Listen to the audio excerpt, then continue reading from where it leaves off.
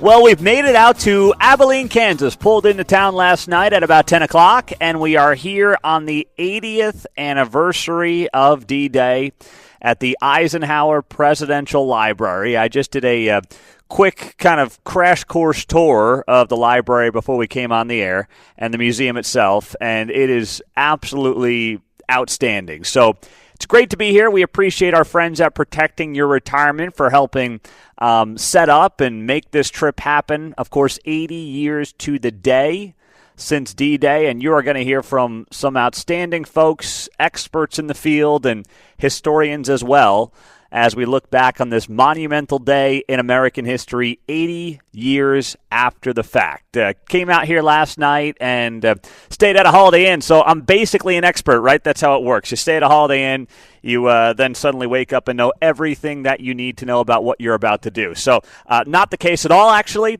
That's what we're bringing in the big wigs for. That's what we're bringing in the experts for today, and we are looking forward to what is going to be a monumental day. We will have multiple World War II veterans on this show in the 9 o'clock hour. They have some special events planned here at about 9 o'clock, so we'll be here for the last hour of that on the air.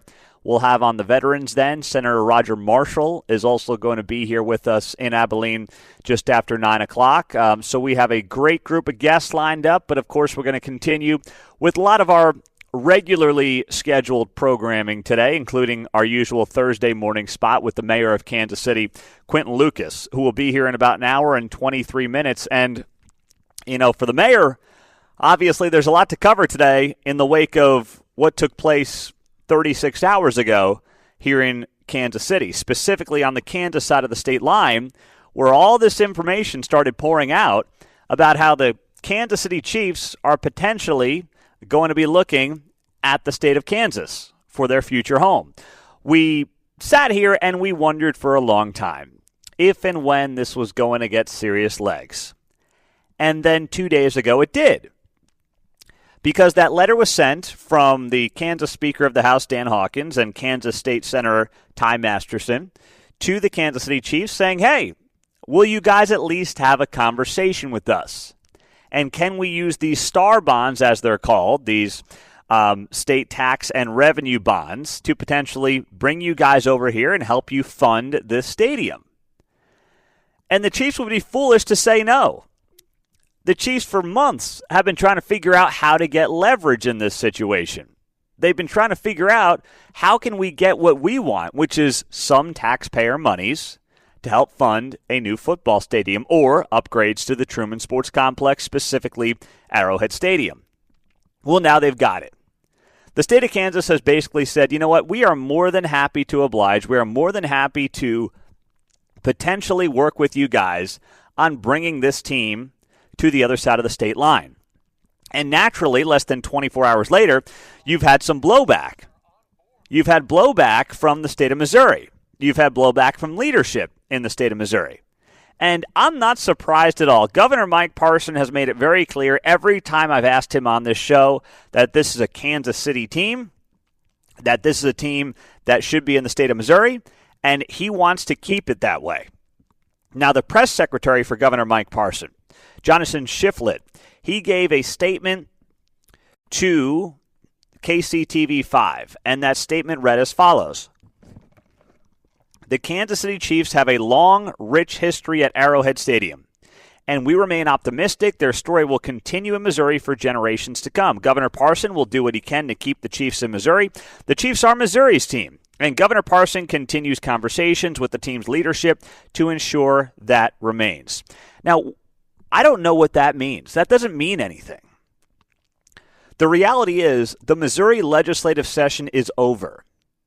There's nothing else that can be done by the state of Missouri outside of a special session being called that gets any money to the team, that does anything to further conversations to keep the team in Missouri. There's nothing on the table right now for Governor Mike Parson or for the legislative body as a whole in the state of Missouri. There's nothing they can do at this point in time. But they say they're committed. They say they're going to try to keep the Chiefs in Missouri. And they should to a degree, right? Mm-hmm. They just should not put themselves in a position where they're allowing themselves, and more importantly, you, the Missouri taxpayer, to get fleeced. And that's why, as much as I respect what Ty Masterson said yesterday, John, when he was like, hey, I don't really care about Missouri. I'm here to do what's in the best interest of Kansas. I respect that. But if we're now just going to pit each state against each other at the expense potentially of the taxpayer, like that's not what we're supposed to be doing here as a region at large. Yeah, I mean, Kansas was going to do a special session. It seemed probable, right? And so the Chiefs part of it becomes the sexy headline, more about the tax situation. So there's that. Now, Missouri going into a special session seems ludicrous to me unless I don't understand the urgency. The Chiefs aren't moving it August 31st. It's not like they got a lease at an apartment complex and they got to go. Yeah. Right? So I don't see right. the need for a special session in Missouri for that particular topic. I don't either. I misunderstand? Okay. Yeah. No, I don't either unless they feel like they have to react immediately. Well, there's that. You know? Yeah. Because the other thing I think the governor in the equation, do that, I mean, he does. He's constantly doing it. You know, I would he think is. Something from Parsons would be just as well. Let the Chiefs know, hey, don't go anywhere yet. Well, here's the problem for Parson. He's done in January. Right. There's that, right? There's that. Like, Parson basically has no power. He's kind of a neutered governor at this point. Yeah, we talked His to Eigel, last and Eigel was saying no money for football stadiums anywhere in his state if he's elected. Wasn't that right?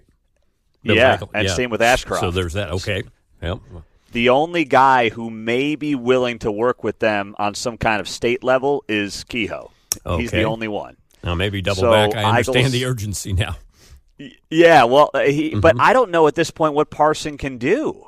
Sure. Like, his last legislative session's over. He can talk a big game, but there's nothing to do. There's no money to spend unless you call some kind of a special session. Right. Which I just don't see him doing at this point. At this point, it's all just words from the governor's office in Missouri. They're done in January. Their last legislative session is over. What is Mike Parson going to do to keep the Chiefs? And that's what his press secretary basically said. Oh, they're going to stay here for years to come. We're going to make sure of it. By golly. Okay, great. Sounds good. But, dude, you're done in 7-8 months. So I don't see how not even 6.5 months at this point. I don't see how Mike Parson has any juice right now. And that's what makes this also, the politics of this makes the timing very interesting in both states. Kansas comes back for this special session that, you're right, John, is really about tax cuts that they couldn't get done during the regular session. And then, the Chiefs. And then Missouri's done, and there's a governor's race going on. And the guy who's in office right now is a lame duck. So there's a lot of moving parts. I'm not convinced anything is done immediately, but if you're the state of Kansas, the fact that Missouri's in the middle of this governor's race and that the guy in office right now is a lame duck is actually very beneficial for you and helps you on the timeline front. So we will have to monitor this, obviously. It's going to be one of our lead stories. I imagine in the weeks ahead that special session in Kansas begins on Tuesday, June 18th. So it's less than 2 weeks away. And it's going to be a lot more interesting than just your usual special session where we talk about tax cuts. Suddenly it got a lot sexier. And that's what we're going to be monitoring here on KCMO 95.7 FM. 913-408-7957 as we get it rolling from the Eisenhower Presidential Library and Museum on the 80th anniversary of D-Day. Unbelievable. We are going to have veterans here right in front of us in the room that we're in between the ages of 97 and 102. So God bless us all if we can make it that far. But can't wait for those conversations coming up in the 9 o'clock hour on KCMO. I'm Pete Mundo. We have much more coming your way. We will weave in your calls as well throughout the morning, whether it's stories from parents, grandparents who served in World War II. Of course, that greatest generation, sadly, is starting to, been passing away for a long time, but there's not many of them left. And it's important we remember their stories, remember their messages, and we will do plenty of that with you as well. 913-408-7957 on a D-Day anniversary morning live in Abilene on KCMO. That's right, 80th anniversary of D-Day, courtesy of our friends at Protecting Your Retirement. We are here in Abilene, pulled into town last night at about 10 o'clock, getting set for today's show, which is going to be a busy one. But, I get here last night. I got to the Holiday Inn in town about 10 at night. And, I'm kind of doing some last-minute checks on what we need here today and our setup and the equipment and everything else, right?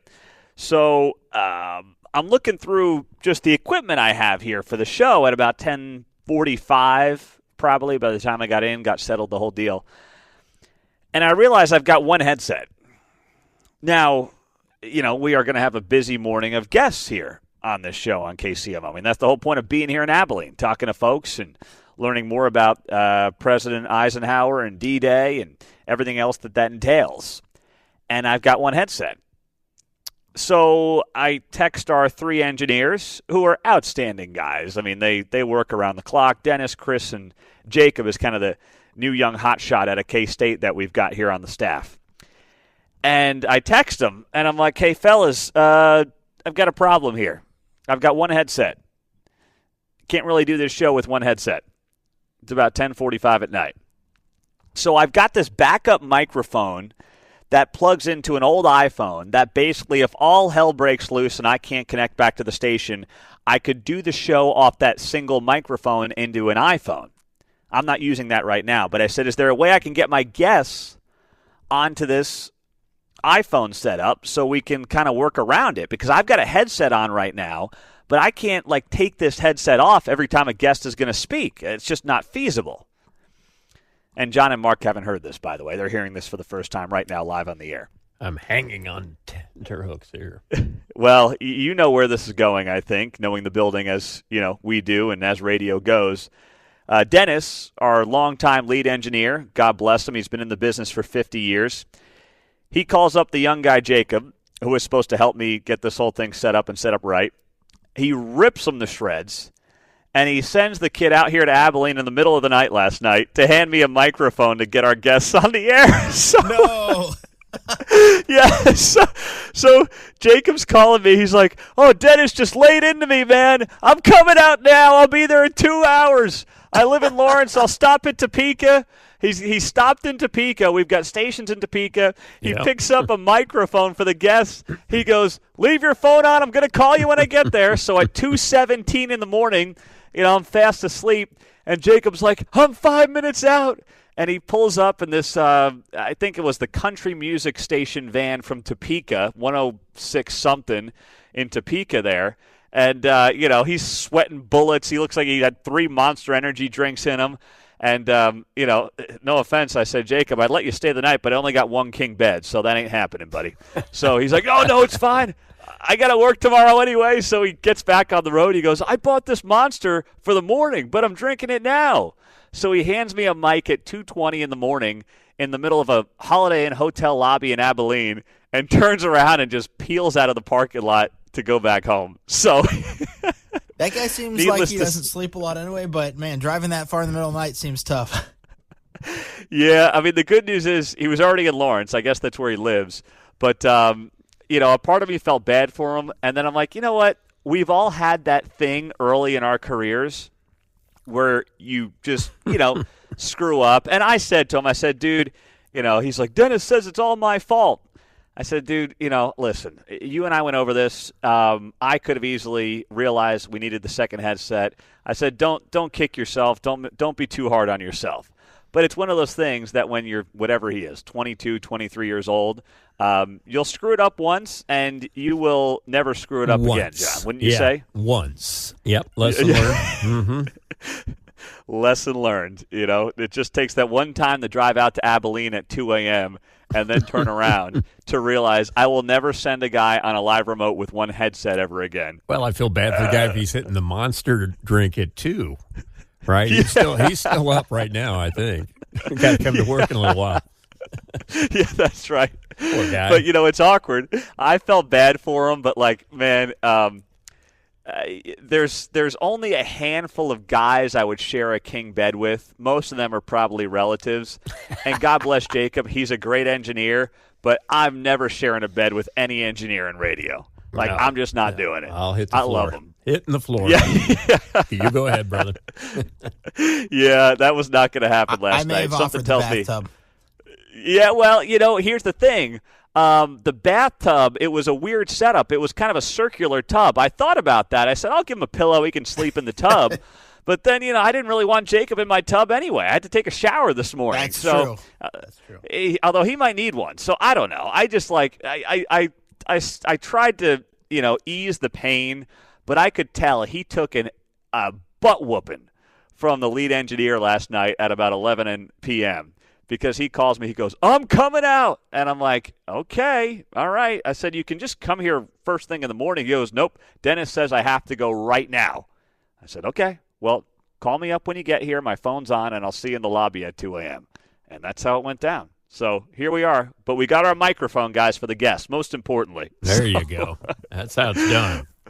Oh, we are all set up here, but it's never without some drama when it comes to Radio World, at least here on KCMO Talk Radio 95.7 FM. And one of my favorite things as I'm, driving out to this part of the world, which I haven't been out this way, probably a year and a half since I was out past Manhattan for something. But I enjoy, and maybe it's kind of the radio geek in me, just listening to different radio stations in different parts of the country and seeing what they're doing and, listening to how they go about their business. It's fun. And as someone who used to do small-town rural radio in northwest Oklahoma, the hometown feel of some of these local radio stations, we try to bring it to you on KCMO, but they do a good job in this part of the world with some of these radio stations. So it was fun driving out this way last night. And I'll tell you what, guys, 95.7 FM, I got it probably 5 to 10 minutes west of Manhattan on I-70. Nice. So this thing is flame-throwing out this way on 70 going westbound. It is just absolutely fantastic, and I'm glad that we got it.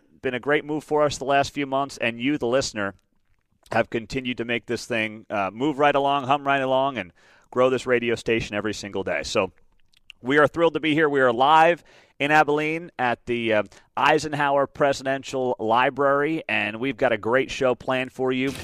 That's right. We are live in Abilene this morning on that 80th anniversary, brought to you by our friends at Protecting Your Retirement here on KCMO Talk Radio 95.7 FM.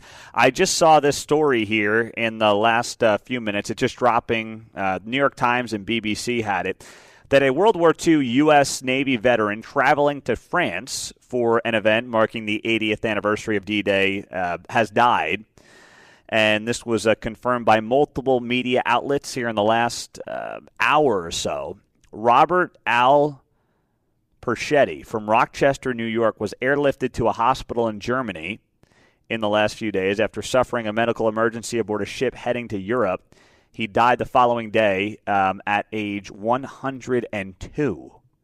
So this is unbelievable. Of course, there are a lot of folks who are going to be here today at the Eisenhower Presidential Library and Museum who obviously could not make that trip. Meredith just mentioned here on the show that some folks are making that trip 80 years later. But, when you're talking about traveling halfway across the world at 102 years old, it is dicey. But I don't know if there's something poetic about going that way. 102 years old, 80 years after D-Day, going back to that historic day, to the location of that historic day, and not making it. But it's a story here that just broke in the last hour or so, reading this from the BBC, who had it first. So I'm thinking, too, about today, the moment, taking a brief spin through the Eisenhower Museum here before the show started at 6 o'clock. And it's a theme that we've talked about before here on this show, and that is the lack of veterans that we have serving this country politically. And frankly, how much better off I think we would be if we had more of our veterans. It's an apolitical conversation and comment, but if you had more veterans like you had a generation or two ago in your political world, how much better off would the nation be right now? You go back to 1970, and about 3/4 of the U.S. Senate, 70 U.S. senators, had some military experience. They were veterans. That number is now about 20. out of 100 U.S. senators who are veterans. In the House, less than 20% of the House of Representatives are made up of veterans. It actually went up a little bit from 2022 to 2024. It went up from about 17% to about 18%. So slightly moving in the right direction, not much, but a little bit. But same deal. You go back to 1970, it was about 2/3 to 3/4 of the House of Representatives were folks who had military experience. Now, of course, it makes sense given the timing of, coming out of World War II, Korea, still maybe some, Vietnam folks at the time. You go back to the mid-'70s. But now, forget it, right? What do you have now? You have attorneys. You have people who want to be social media stars. And you don't have people who know how to collaborate and work together and know and understand what it's like to risk their lives on behalf of their country. And certainly that generation understood it. So regardless of, what your political feelings are of the moment, really doesn't matter. We would be better off undeniably as a country if we encouraged our veterans to serve their country politically. But it's difficult because what's the name of the game right now? It's money. How are you going to raise millions of dollars for a House of Representatives race? I mean, think about, Kansas 3 in our neck of the woods in Kansas City. You need $5 to $10 million to fund that campaign. How many veterans have access to that? I mean, you've got to find the right people, the right donors. It's not just about shaking hands and kissing babies anymore. You got to have the money. And the veteran class is less likely, unfortunately, to have those kinds of resources and access in a way that folks who have spent their lives in private practice, maybe they're, privately wealthy themselves, they know the right people, they have those connections, they've been in maybe more of that white-collar world for most of their lives, they're able to fundraise and, do the things that need to be done. And that's unfortunately how the game is played now. And as a country, we're worse off for it. There's no doubt in my mind. We are worse off as a country not having the level of veterans that we have serving this country politically that we had a couple of generations ago. And, of course, President Eisenhower is a perfect example of that. Of course, a Republican, obviously. But, when you go through that library, it becomes very clear this is a guy who wanted to, and you go through the museum, not the library, but the museum, it becomes very clear this is a guy who, as a leader, really wanted to work on behalf of the American people, not necessarily a political ideology. And that is lost in today's climate. And it's not just the fault of the politicians, obviously. It's media, it's social media, it's the way that we are getting our news feeds now. You get the news that you want. Even if it's not accurate, you get the news that you want. You can find resources for news that will tell you what you want to believe. All that stuff is true. So it's not one person's fault. It's not the fault of one thing. It's all this stuff combined that leads us to where we are today. And, we sit here, 5 months out from another election and thinking about, how divisive this time remains. It's not good for the country. It's not healthy for the country. And you hope that it turns, and I think one of the ways it can turn is through our veterans and encouraging them to step up to the plate and to serve, but that's not easy. It's not easy for them, and it's not easy for those people who are trying to find them in the right political climates all over the country, including here in Kansas and Missouri. So as we roll through the morning here on KCMO, we will have a pair of World War II veterans in the show in the 9 o'clock hour as these events get set to begin here at the Eisenhower Presidential Library and Museum on KCMO Talk Radio. We are live in Abilene. That's right. The 80th anniversary is here, as you've been hearing from us throughout the morning, as we are live in Abilene. Pulled into town late last night and rocking and rolling this morning at 6 a.m. I got a quick tour of the museum before we got on the air. I'll be getting the full tour as we get off the air here at 10 o'clock when Ray Stevens takes over. But what we know right now, what's going on right now around the world, President Biden joining French President Emmanuel Macron and Britain's King Charles III, other dignitaries this morning marking the 80th anniversary And Joe Biden telling an assembled crowd, democracy is never guaranteed, as he honored the veterans who fought, of course, in one of the defining World War II battles and helped defeat Nazi Germany. Now, there was this breaking news story that I want to share with you this morning, as there are the real stars, by the way, over there today are not the politicians. The real stars are 150 American veterans who took part in the Normandy landings, who are expected to attend the ceremonies today, which, let's be honest, could be the last major milestone for many. We are going to have 20 World War II veterans here in Abilene today that are going to be honored, and they're all between the ages of 98 and 103. Now, every year is a big deal, obviously, when you talk about the D-Day anniversary, but as time goes on, as time marches on, what typically happens? What typically happens is every 5 years is a big deal. How many of them, I mean, we pray, but how many of them will be here for the 85th anniversary?